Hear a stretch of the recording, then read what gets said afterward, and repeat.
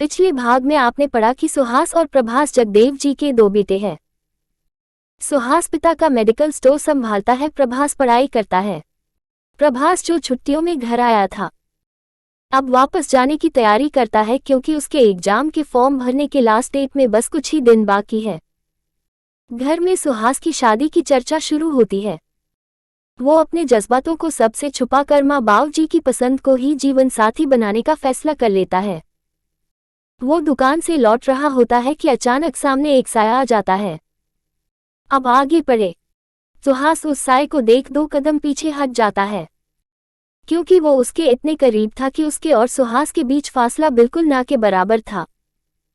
सुहास पीछे हट पहचानने की कोशिश करता है कि ये कौन है, पर क्या उसे पहचानने के लिए कोशिश करनी होती अगर चेहरा ढका हुआ ना होता? बस एक पल देखने के बाद चाहे लाख चेहरा ढका हो, चाहे जितना भी अंधेरा हो, उसे इसे पहचानने के लिए किसी उजाले की जरूरत नहीं थी। वो आंख मूंद कर हजारों की भीड़ में भी पहचान सकता था इसे। पर आज वो उसी के ख्यालों में इतना खोया हुआ था, दिल में बसा नाम जुबान पर आ गया, कजरी तुम। कजरी यहाँ। कजरी भी उसे इस तरह चौंकते देख आनंदित हो गई। ताली बजा खिलखिलाती हुई बोली, डरा दिया ना, कहकर सुहास के कंधे पकड़कर झूल गई।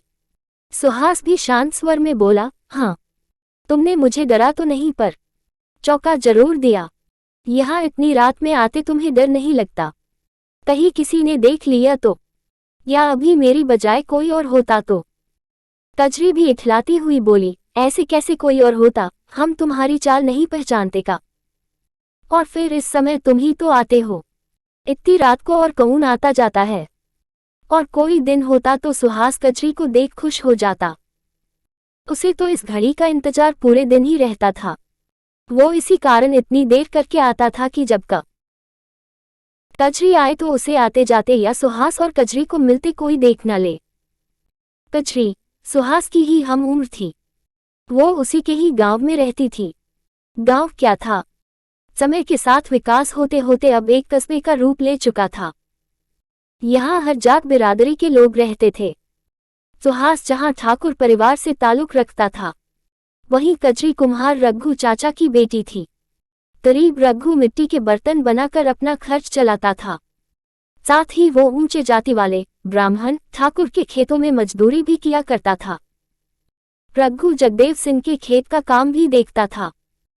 जब वो बीमार होता या काम ज्यादा होता तो अपनी पत्नी के साथ बेटी कजरी को भी ले आता। कजरी की शादी जब वो 7 साल की तभी रघु ने कर दी थी कि बड़े होने पर गौना कर देगा, पर पता नहीं क्या हुआ। कई बार उसने कोशिश की पर लड़के वाले गौना ले जाने को राजी ही नहीं हुए। हर बार एक नया बहाना बना देते, कभी मुहूर्त नहीं है तो कभी लड़के को छुट्टी नहीं मिल रही, तो कभी अभी घर ठीक करवाना है, वो टपक रहा है। हर बार एक नया बहाना होता। कई बार कोशिश करके आखिरकार रघु ने थककर हार मान ली। ये सोचकर संतोष कर लिया कि जब कजरी के नसीब में ससुराल जाना होगा वो चली जाएगी। मैं आखिर भगवान का लिखा मेट तो नहीं सकता। जब उसके भाग्य में ससुराल का सुख लिखा ही नहीं है तो मेरे कोशिश करने से क्या होगा। कजरी का जगदेव जी के घर आते जाते सुहास से सामना हो जाता था। कभी किशोरी कजरी कब मझोले कद की छरहरी काया वाली युवती में परिवर्तित हो गई किसी को पता नहीं चला। समय के साथ दोनों का ही एक दूसरे को देखने का नजरिया बदल गया। कजरी अपनी नाम के अनुरूप ही बड़ी बड़ी कजरारी आंखों वाली थी।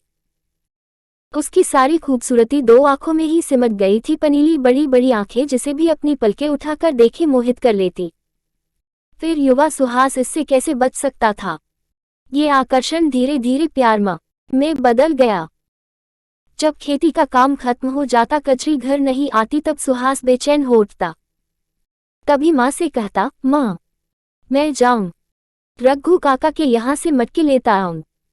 अब ये मटका पुराना हो गया है, इसमें पानी ठंडा नहीं होता। तो कभी बहाना बनाता कि माँ जाऊं दिए लेता आऊं, तुम्हें पूजा करनी होगी। माँ मना ही करती रह जाती कि तुझे जाने की क्या जरूरत है, मैं कहला दूंगी कजरी या उसका बाप दे जाएगा। पर इतनी देर तक रुककर माँ की बात सुनने का धैर्य कहाँ था सुहास को। वो तो बस अपनी बात समाप्त कर चल पड़ता।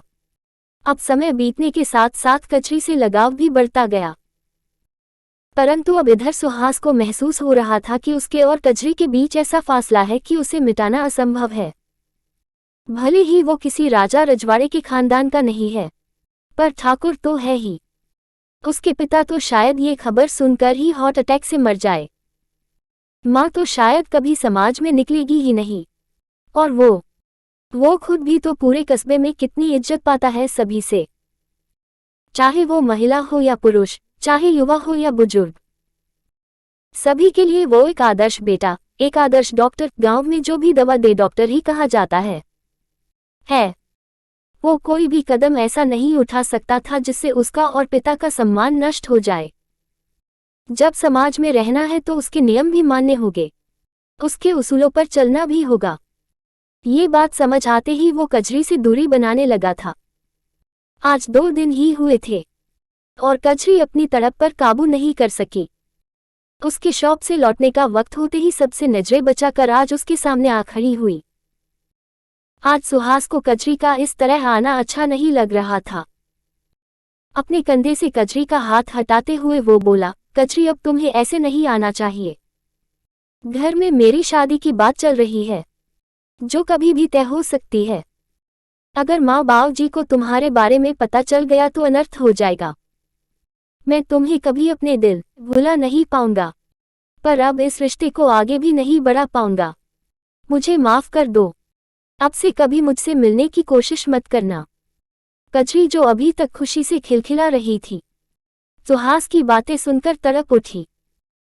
कहाँ तो वो घर से बहाने बनाकर सुहास के लिए मिलने आई है, और वो तो आज इस मुलाकात को ही आखिरी मुलाकात बना देना चाहता है। अब नहीं बल्कि अभी ही इस रिश्ते को खत्म कर देना चाहता है। क्या उसके और मेरे बीच का फर्क आज अचानक आ गया है? ये तो तब भी था जब सुहास ने इस रिश्ते को आगे बढ़ाया था। उस वक्त ये समझदारी कहाँ चली गई थी? यही सब सोचते हुए वो अपने सर का पल्लू हटाते हुए बोली, वाह छोटे ठाकुर साहब वाह। अब आपको हमसे दूर जाना है, क्योंकि आपका ब्याह तय हो रहा है। बड़ी जल्दी आप समझदार हो गए। इतने बरस आपकी समझदारी घास चरने गई थी। हमने क्या आपसे ब्याह करने को कहा कभी? हम तो बस आपको चाहते हैं, बस इसी के सहारे जिंदगी काट लेंगे। आपसे हमको कुछ नहीं चाहिए, बस हमसे मिलना मत बंद करिए। हम आपसे दूर होकर जी नहीं पाएंगे छोटे ठाकुर, बस अपना साथ हमसे मत छीनिए। कहकर सिसकती हुई कजरी सुहास का पांव पकड़कर वहीं बैठ गई। वो सुहास को इसी नाम से पुकारती थी। सुहास ने झुककर कजरी को उठाया और अपने सीने से लगा लिया। एक दूसरे के गले लगे वो अपना दुख व्यक्त कर रहे थे। सुहास की आंखें बरसकर कजरी के कंधे को भिगो रही थी तो कजरी के आंसू से सुहास की शर्ट भीग रही थी। कुछ देर बाद खुद को नियंत्रित कर सुहास ने कजरी को खुद से अलग किया और बोला, कजरी मेरी मजबूरी समझो। मेरे लिए भी बहुत मुश्किल था ये फैसला लेना। अगर हमारी बात बाबूजी को पता चल गई तो पता नहीं क्या हो जाएगा। वो मेरे साथ ही तुम्हारे घर वालों को भी नहीं बख्शेंगे। फिर मैं ये नहीं चाहता कि मैं किसी ऐसी लड़की को धोखा दूं जो मेरे लिए अपना घर परिवार रिश्ते नाते सब छोड़कर आएगी। कजरी को समझाते हुए सुहास खुद से सटे उसके कंधे सहलाकर उसे अपनी मजबूरी का एहसास कराना चाहता था। कजरी उसकी मजबूरी तो समझ रही थी, पर जैसे ही सुहास ने कहा कि वो अपनी होने वाली पत्नी को धोखा नहीं देना चाहता, कजरी एक झटके से सुहास का हाथ अपने कंधे से झटक देती है और गुस्से से उबलती हुई खड़ी हो जाती है। चलते स्वर में एक एक शब्द चबाती हुई बोलती है, वाह छोटे ठाकुर, बड़ा ख्याल है उस का। उससे छल नहीं कर सकते, उसे धोखा नहीं दे सकते, मुझे दे सकते हो। मेरी गलती क्या है? हाँ बताओ, मेरी गलती क्या है? यही ना कि मैं एक छोटी जात वाली हूँ। मैं तुम जैसे ठाकुर घर में पैदा नहीं हुई हूँ। कभी तुमसे उपहार में एक छल्ला तक नहीं लिया, बस तुम्हारा प्यार चाहा। मेरे लिए तो तुम ऐसा नहीं सोच पाए। कुछ देर रुक कजरी ने अपने हाथों से रगड़ते हुए झटके से आंसू से भीगे दोनों गाल पोंछ डाले। फिर बेहद दुखी स्वर में बोली, ठीक छोटे ठाकुर, आप अब मुझसे नहीं मिलोगे। कोई जबरदस्ती नहीं है, हम अब कभी आपके सामने नहीं आएंगे। हम कल सुबह ही यहाँ से दूर कहीं बहुत दूर चले जाएंगे। आपको मेरी परछाई भी आज के बाद नहीं दिखेगी। हम अपना सब कुछ आपको ही माना था, पर अफसोस आपने सिर्फ मुझे दिल बहलाने का जरिया समझा। हम अपना ये अपमान कभी नहीं भूलेंगे। वक्त आने पर ऐसा बदला लेंगे कि आप भी खून के आंसू रोएंगे मेरी तरह। जैसे हम तड़प रहे हैं ऐसे आप भी तड़पेंगे छोटे ठाकुर। आप भी तड़पेंगे छोटे ठाकुर। कहते हुए रोती हुई कजरी जैसे अचानक आकर सुहास के सामने खड़ी हुई थी वैसे ही तीर की तेजी से गायब हो गई। सुहास स्तब्ध सा खड़ा कजरी को जाते देखता रहा। उसने तो सोचा भी नहीं था कि कजरी इस तरह रिएक्ट करेगी। वो तो बस अपनी मजबूरी समझाना चाह रहा था। सुहास को अच्छे से याद है कि उसने कभी भी कजरी से सदैव साथ निभाने का वादा किया हो। फिर इस रिश्ते का तो ऐसा ही अंत होना था। फिर कजरी इतना क्यों बिफर गई? वो समझ नहीं पा रहा था। सुहास समझ भी नहीं सकता था, क्योंकि वो एक स्त्री का दिल नहीं रखता था। कजरी बिल्कुल भी उससे इस तरह बदला लेने की चेतावनी देकर नहीं जाती। वो बड़े ही शिद्दत से इस दूरी को निभाती और अपने प्यार की खुशी के लिए खुद को न्यौछावर कर देती। पर अपनी होने वाली पत्नी के लिए वफादारी की बात और उसे छोड़ने की बात उसने एक साथ की थी। ये नारी प्रवृत्ति ही है कि वो अपने सामने अपने प्यार के मुंह से किसी दूसरी स्त्री की बात बर्दाश्त नहीं कर सकती। बिल्कुल ऐसा ही सुहास के साथ भी हुआ। जिसके साथ अभी सुहास की शादी तय भी नहीं हुई, उसके प्रति ये समर्पण कजरी को बौखला गया। सुहास को अब आभास हुआ कि उसे कितनी देर हो गई है। जब दूर से प्रभास के पुकारने की आवाज आई, वो हाथ में टॉर्च लिए भैया भैया पुकारते हुए चला आ रहा था। सुहास प्रभास की आवाज सुन बोला, हाँ छोटे आ रहा हूँ। फिर दोनों भाई साथ साथ घर चल दिए। क्या कजरी की चेतावनी सिर्फ चेतावनी दी? वो क्या सच में ही गांव छोड़कर चली गई? क्या जगदेव जी की जैसी बहू की आशा थी वैसी मिली? क्या उस लड़की को सुहास अपनी पत्नी का स्थान दे पाया? ये सब जानने के लिए पढ़े कहानी का अगला भाग।